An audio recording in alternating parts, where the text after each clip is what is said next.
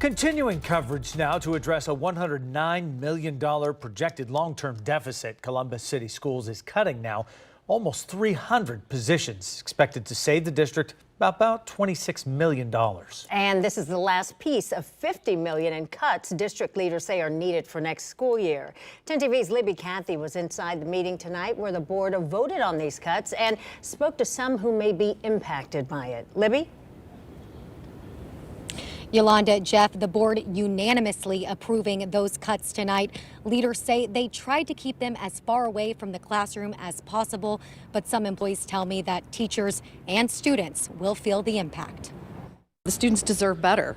Kim Maupin has spent decades inside Columbus City Schools as a student, a teacher, and now as a building substitute. We are in the building every day, 5 days a week. We are part of the staff, a part of the school family. But after Tuesday's vote, and I continue to be most sorry for our children, who are the ones that are impacted by this. Maupin's position now one of 299 cut, a move the district says will save about $26 million. The final piece of $50 million in budget cuts for next school year. They are cutting over 100 substitutes and keeping 25 building subs for a district of 113 buildings. Maupin says the impact will go far beyond employees losing their jobs. Oh, it's definitely going to impact the students in the classroom. Right now, they are used to having a dedicated, experienced building substitute in their building who they know, they have relationships with, and even when we're not needed, we are doing something else in the building with children. We're tutoring. We're meeting with kids. They don't look at us as substitutes. You know, that's Mrs. Maupin. She works in the building. She's one of our teachers. Superintendent Angela Chapman says most of the positions cut are building substitutes and attendance program specialists, and that 187 of the positions were already vacant. Every effort was made to address the majority of the cuts through attrition, resignations, and retirements.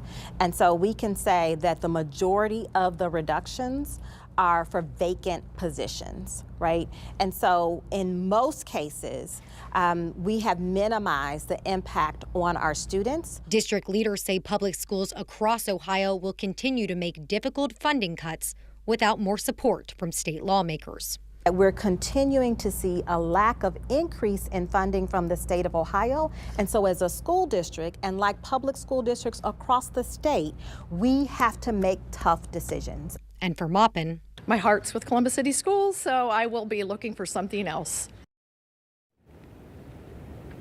Chapman says she is encouraging other people to apply to other vacancies at the district despite these cuts tonight. But Maupin says she's looking and that some of those positions don't include health care and do come with less pay.